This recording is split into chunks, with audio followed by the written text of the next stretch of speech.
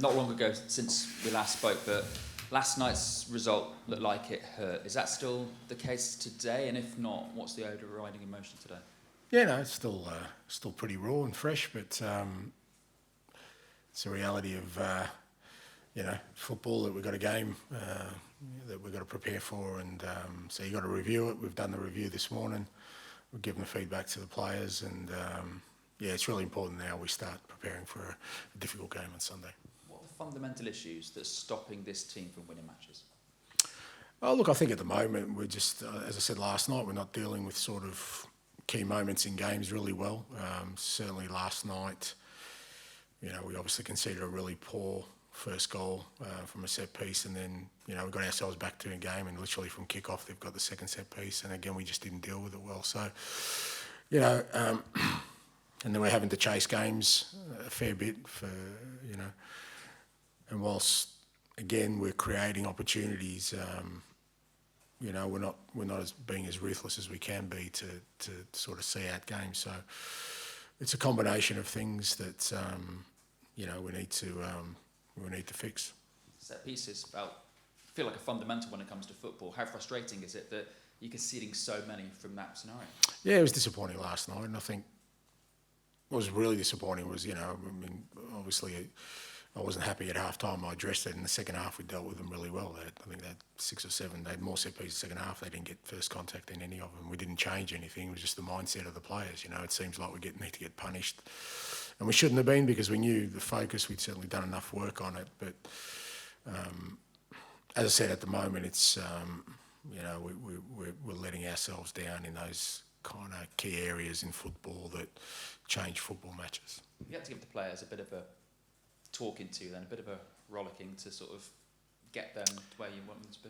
It's not a rollicking, but you've got to be honest with your feedback. There's no point in sort of masking over the opportunities we've let slip in the last few games, because we could have been sitting in a very different position with, like I said, us having a better mindset in key moments of games. So you've got to be honest with that, because otherwise, if you accept it or you just hope it's going to change, I don't think that works. So, the players know exactly how I feel on it.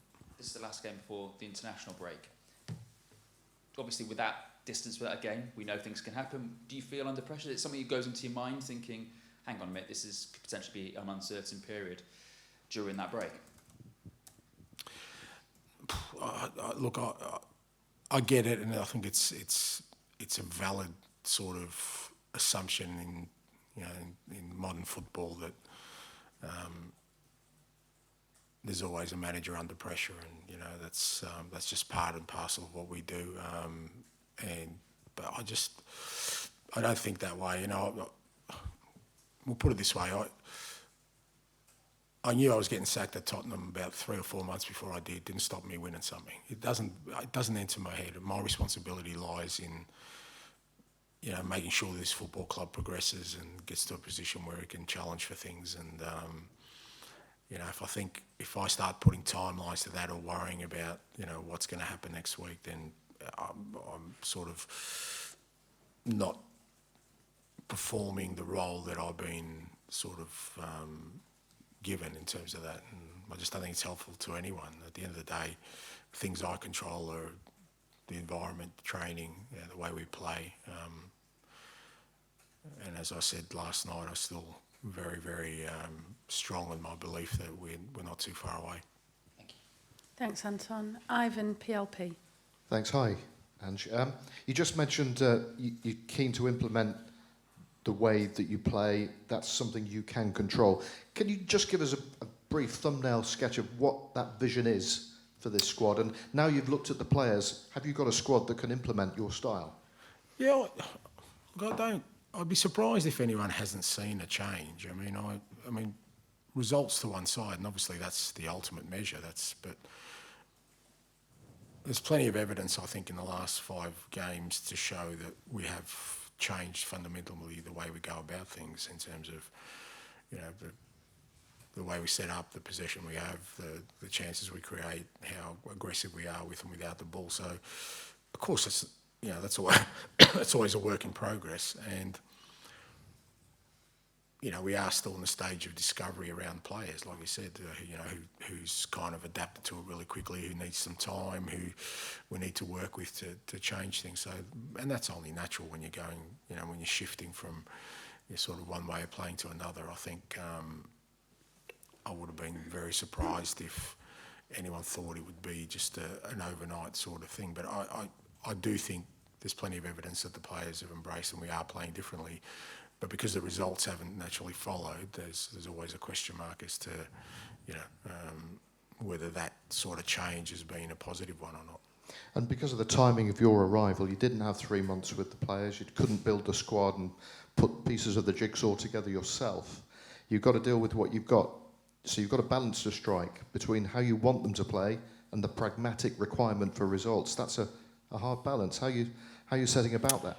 Yeah, but I've always felt results are the paramount thing. I wouldn't get the team to play the way I want to unless I thought it could win us games of football. So for me, that's still why I set up the teams the way I do and why I get them to play the way I do. So, I never sacrifice a result just to develop a playing style. But obviously, like you said, when you're in a sort of tricky period of coming in when everything's already up and running, there's some adjustments that need to be made there. So how quickly I implement things, I think that slows down as a process. But as I said, if I had to sort of pinpoint it, fundamentally it hasn't been the change in playing style that hasn't allowed us to win games of football. I think it's been, like I said, our lack of sort of focus in key moments, and maybe that's just a consequence of the change in everything. Some might see that Newcastle away as a tough assignment at any time. In your current position, it feels even more so. But some might also look at it the other way and see it as an opportunity. How do you see it? Yeah, I mean, I never look at it in terms of me. It's not about me. It's about where we are as a club. So yeah, it's Newcastle away is a tough game, but like I said, it's a great opportunity. If you can go there and get a result, that certainly will give everyone a lift and sort of the belief that we can turn our current situation around. So tough game for sure. Always is. Up there, crowd get right behind them. It's a cracking atmosphere, but it's an exciting fixture too. So looking forward to it. Thank you. Thanks, Ivan. Owen for the BBC, please.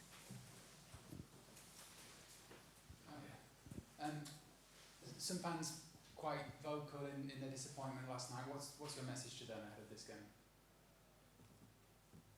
I'm not really sure. I don't like sending messages to fans. I mean, they love their football club. They're obviously disappointed with the way things are going at the moment. Disappointed with last night, and the only thing I can do is, like I said, fulfil the responsibility I have to get the team out there to change our fortunes. And if we do that, then I'm sure the fans will be happier with everything. And Elliot Anderson, Morgan Gibbs-White back in the England squad. Your reaction to that? Yeah, pleased for both of them. Obviously, always a great honour to be selected for your national team, and I think it's a pretty critical period because any year sort of leading into a World Cup is really important. So the fact that the boys are involved is great for them, and hopefully it's a positive camp for them.